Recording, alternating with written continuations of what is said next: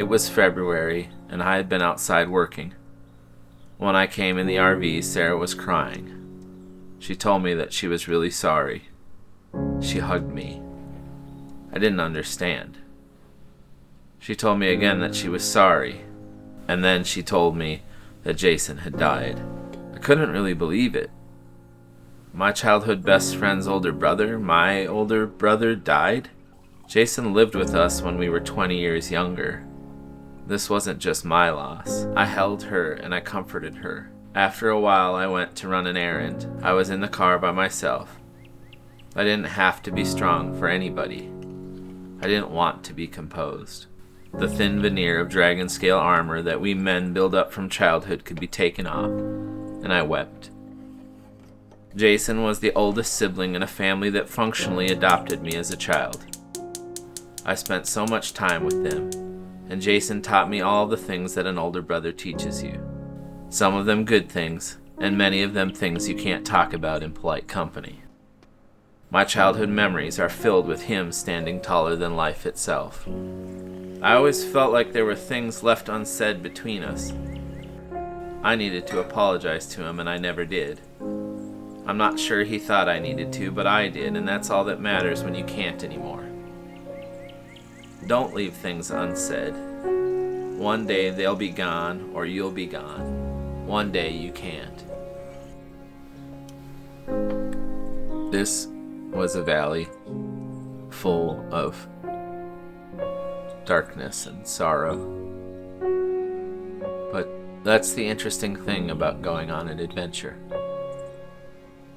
If you keep on moving, you end up in a new place where things are better.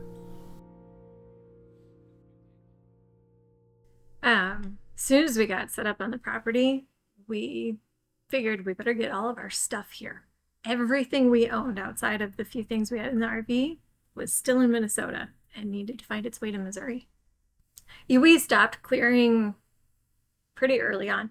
It became very apparent very quickly that the rocks around here were not something to mess around with. We were breaking it a lot. The track fell off. We put the track back on, then the track fell off again, and that time we couldn't put it back on. We had to replace it. I think what ended up happening was that we asked a couple people at church, and somebody who was in the trucking business hauling rock or something like that was the one who said, "Hey, I know a place that rents equipment. They're over in Springfield. You should give them a call and find out if they'll rent to you." He figured probably not because we're an individual and not a business, but he said it's worth a shot. So I picked up the phone and called him.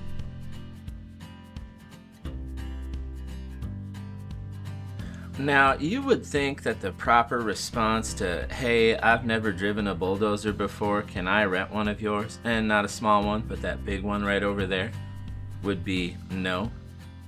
Oddly, it wasn't. They weren't worried about the dozer. "You're paying $900 for insurance, so the dozer is covered," the man told me. "But we would feel bad if you killed yourself." They wanted to be sure I would have somebody teach me. One of the people we met down here, who was happy to sell me his bulldozer but not let me use it, rent it, or hire him, said he'd teach me. So I told the rental place, yes, I had someone to teach me.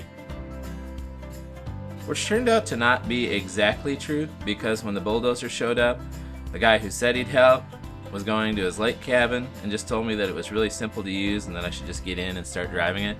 So that's what I did. Now, this brings me to an interesting thing that you learn down here. If there's anything I can do to help, just let me know, doesn't actually mean that. Don't get me wrong, to some people it means precisely that, but to others it seems like just the polite thing to say.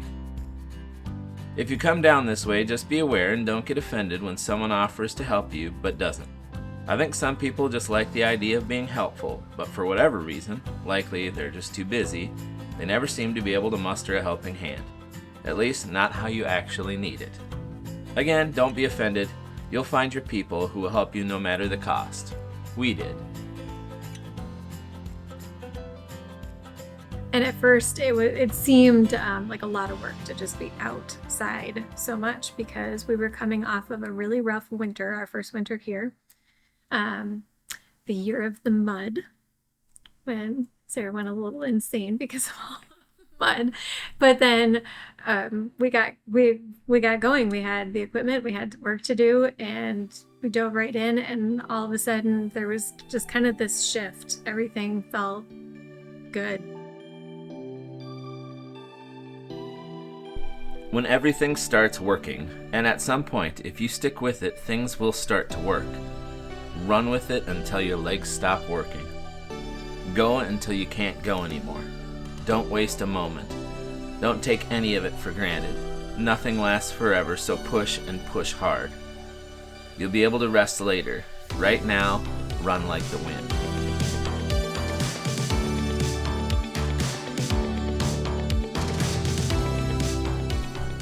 There will be ups and there will be downs, but when things are up, enjoy every second of it.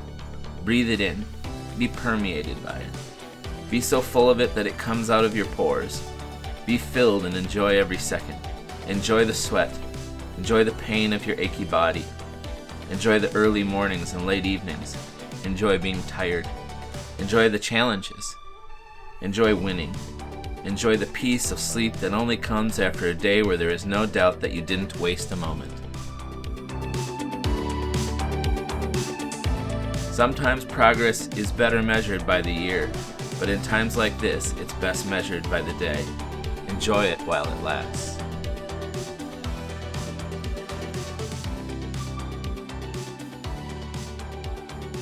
Everybody was so happy to pitch in and help. The kids were having so much fun. Well, you gave them rides in the Bulldozer. What kid doesn't what kid doesn't want to go for a ride in the Bulldozer? I just know it seemed very exciting, and it really brought everybody together because the kids were more than happy to go out. You said all of the sticks that you see in the path, go pick them up. And they were out there grabbing armfuls of sticks and moving big rocks out of the way and just having fun, just being together. Everybody was all together, and it felt so good because we started to actually see the property. We were making our way further down in, and it felt so real. Like this is home. We're turning this into home. The kids got all excited about picking the spot where the house was going to go, and yeah, everybody was just together and having a great time.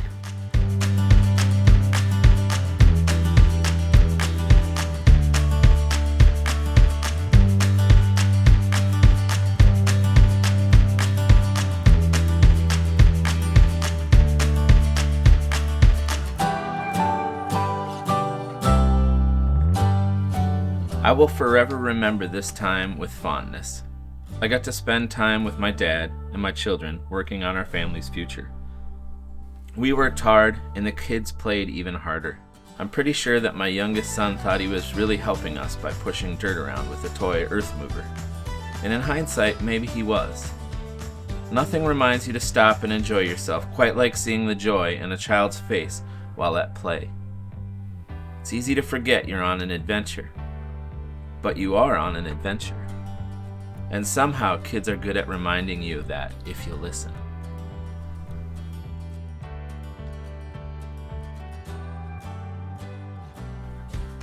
I grew up on a farm in rural Minnesota. Working with my dad was how I spent much of my childhood.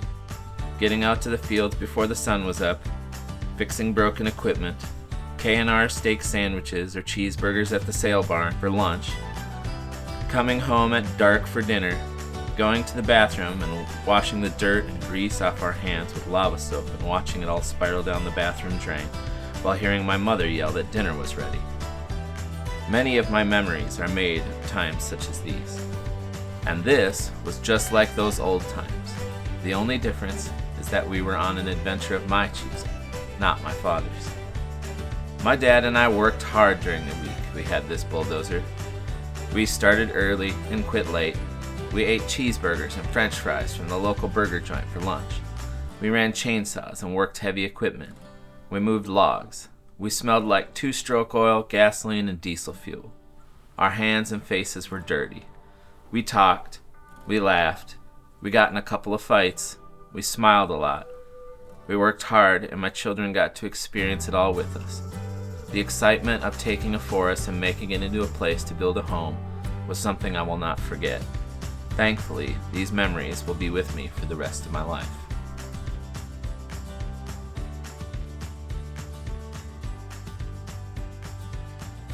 The first few people we met, everybody was like, hey, if you need anything, let us know.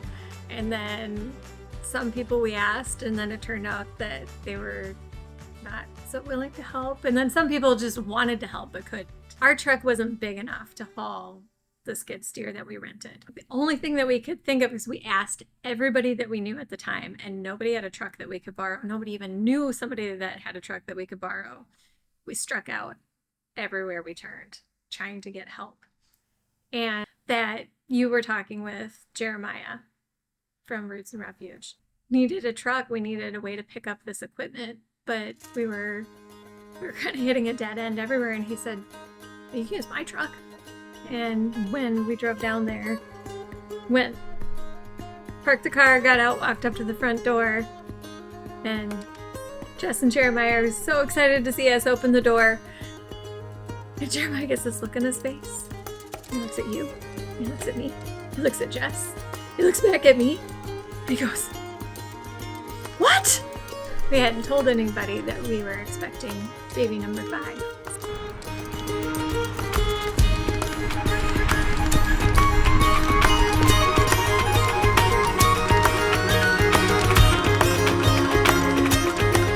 Sometimes it's just hard not to feel blessed. Good friends, the kind of friends who toss you the keys to their truck and tell you to keep it as long as you need it. A piece of property that can turn into a home. A bulldozer that someone is willing to rent you. Parents who love you. A beautiful wife more precious than rubies. A woman truly worthy of being cherished. My babies, all 4 of them. Lawrence with his boyish charm and ability to always take charge of any group. Dagny with her sharp as a tack wit and kind spirit. Josephine, the animal whisperer. My little firecracker who really just wants to spend more time with me but who can't say that and instead gets feisty. August, my little cuddlebug. Goofy Gus, always ready to make me laugh. And for the future baby who's yet to come. Whoa. All right. 1, 2, 3. Open your eyes. What color is that? It's a boy. It's a boy. It's a boy. Yeah. Yeah. Are you happy, Augie? Yeah. Okay, hold on. I want to blow out a candle.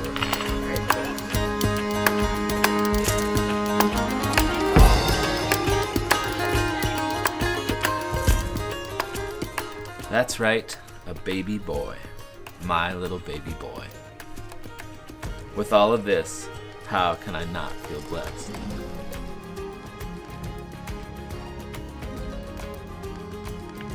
If you want to support us making more content like this, please go to our store at official180.com.